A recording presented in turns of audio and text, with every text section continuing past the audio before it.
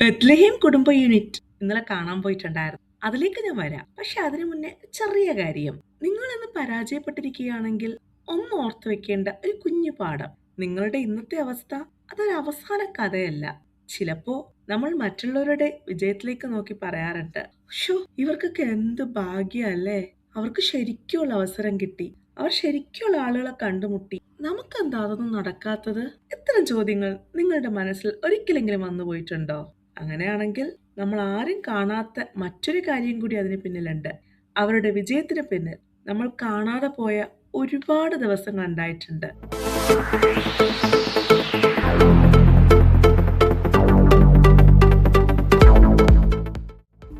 Welcome to Hasna spark vibes. ഇന്നലെ ഞാൻ കാണാൻ പോയ സിനിമയായിരുന്നു ബെത്ലഹേം കുടുംബ യൂണിറ്റ്. പക്ഷേ ഇതൊരു സിനിമയുടെ റിവ്യൂ അല്ല. പകരം ആ പോസ്റ്റർ കണ്ടപ്പോ മനസ്സിൽ വന്ന ഒരു ചെറിയ ചിന്തയാണ് നിങ്ങളുമായി പങ്കുവെക്കാൻ പോകുന്നത്. ഒരു സിനിമയിൽ നമ്മൾ ഒരുപാട് മുഖങ്ങൾ കാണൂലേ, പക്ഷെ ഓരോ മുഖത്തിനും പിന്നിൽ വ്യത്യസ്തമായ ഒരു യാത്രയുണ്ട്. നിവിൻ പോളി തന്നെ നോക്കിയാലോ.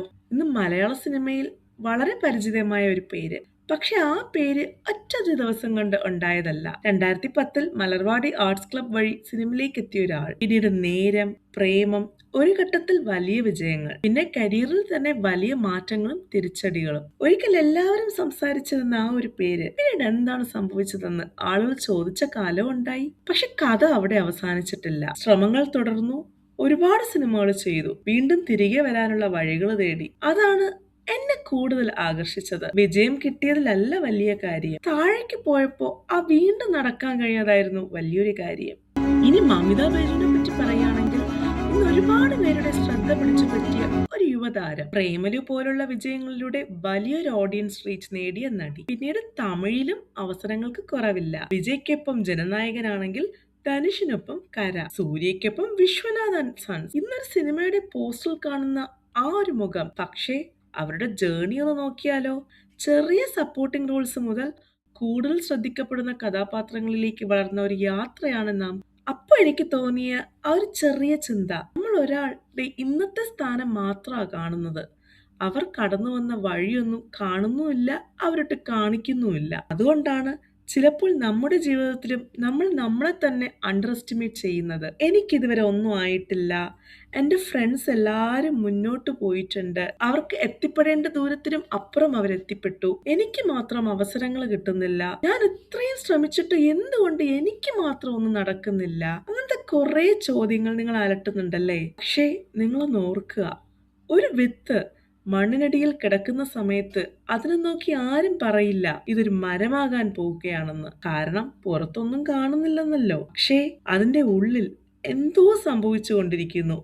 ശരിയല്ലേ ഞാൻ പറയുന്നത്? നമ്മുടെ ജീവിതത്തിലും അങ്ങനെ തന്നെയായിരിക്കും ചില കാലങ്ങൾ. പുറത്ത് റിസൾട്ട് ഒന്നും കാണില്ല, പക്ഷേ നമ്മൾ പഠിച്ചുകൊണ്ടേയിരിക്കുക, നമ്മൾ അതിനൊപ്പം സഞ്ചരിച്ചുകൊണ്ടേയിരിക്കുക. നമ്മളുടെ അനുഭവങ്ങളിൽ നിന്നും നമ്മൾ ഒരുപാട് കാര്യങ്ങൾ പഠിക്കുന്നുണ്ടാവും. അതനുസരിച്ച് അടുത്തടുത്ത പടി നമ്മൾ മാറ്റിക്കൊണ്ടിരിക്കുന്നുണ്ടാവും. അടുത്ത അവസരത്തിനായി നമ്മൾ തയ്യാറായിക്കൊണ്ടിരിക്കുന്നുണ്ടാവും. അതുകൊണ്ടായിരിക്കാം ഇപ്പോൾ നിങ്ങൾക്ക് വലിയൊരു അച്ചീവ്മെന്റ് ഒന്നുമില്ലെങ്കിലും അതിന്റെ അർത്ഥം നിങ്ങൾക്ക് കഴിവില്ല എന്നല്ല. ഇപ്പോൾ ആരും നിങ്ങളെ ശ്രദ്ധിക്കുന്നില്ലെങ്കിലും അതിന്റെ അർത്ഥം നിങ്ങൾക്ക് വിലയില്ല എന്നല്ല. ചില യാത്രകൾക്ക് സമയം വേണം, ചില വിജയങ്ങൾ നേരത്തെ വരും, ചിലത് വൈകിയെത്തും. പക്ഷെ വൈകിയെത്തുന്ന വിജയത്തിനും ഒരു പ്രത്യേക സൗന്ദര്യമുണ്ട്, ശരിയല്ലേ? കാരണം അവിടെ റിസൾട്ട് മാത്രമല്ല ആൾക്കാർ കാണുന്നത്, നമ്മുടെ അനുഭവം ഉണ്ടാവും, നമുക്ക് ക്ഷമ എന്തെന്ന് നമ്മൾ പഠിച്ചിട്ടുണ്ടാവും, തളർന്നിട്ടും വീണ്ടും തുടങ്ങാനുള്ള ഒരു ധൈര്യവും ഉണ്ടാകും. ഇനി ഒരു കുഞ്ഞു കാര്യവും കൂടി, ഹാർഡ് വർക്ക് ചെയ്താൽ എല്ലാവർക്കും ഒരു റിസൾട്ട് കിട്ടും എന്ന് ഞാൻ പറയുന്നില്ല. കാരണം ജീവിതം അത്ര സിമ്പിൾ അല്ല.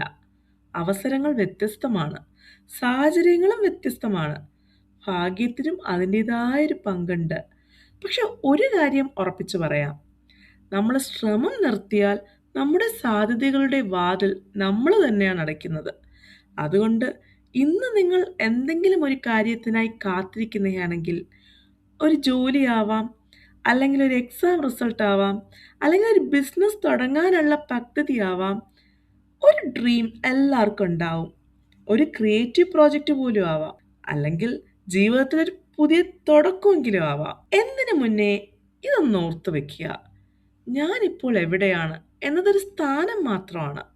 ഞാൻ എവിടെ എത്തും എന്നതും ഇനിയും എഴുതപ്പെടാത്ത കഥയാണ്. അതിലായിരിക്കണം നമ്മുടെ ഫോക്കസ്. ഒരുപക്ഷെ ഇന്ന് ആരും ശ്രദ്ധിക്കാതെ നിങ്ങളുടെ ചെറിയ ശ്രമം തന്നെയായിരിക്കും നാളെ ആളുകൾ നിങ്ങളുടെ വിജയത്തിന്റെ കഥയായി പറയുന്നത്. അതിനാൽ ആദ്യപടി നമ്മൾ ചെയ്യേണ്ടത് ചുറ്റുമുള്ളവരുമായിട്ടുള്ള കമ്പാരിസൺ അങ്ങ് കുറയ്ക്കാം. അവസരങ്ങൾ വന്നില്ലെന്ന് പറഞ്ഞ് നിൽക്കാതെ കിട്ടുന്ന അവസരങ്ങളെ ഉപയോഗിക്കാം. വീണുപോയാൽ അവിടെ തന്നെ ജീവിതം അവസാനിച്ചു എന്ന് കരുതാതെ കുറച്ച് സമയമെടുത്ത് കുഴപ്പമില്ല, വീണ്ടും എഴുന്നേൽക്കണം. കാരണം നിങ്ങളുടെ കഥ അപ്പോഴും തുടരുകയാണ്. ഇപ്പൊ ഒരു കാര്യം നിങ്ങളോട് ചോദിച്ചോട്ടെ. നിങ്ങളുടെ ജീവിതത്തിൽ ഒരിക്കലും ഇനി ഇത് നടക്കില്ല എന്ന് തോന്നിയ ഒരു കാര്യമുണ്ടോ? പിന്നീട് അതേ കാര്യം തന്നെ നിങ്ങൾക്കൊരു നല്ല വഴിയായി മാറിയിട്ടുണ്ടോ?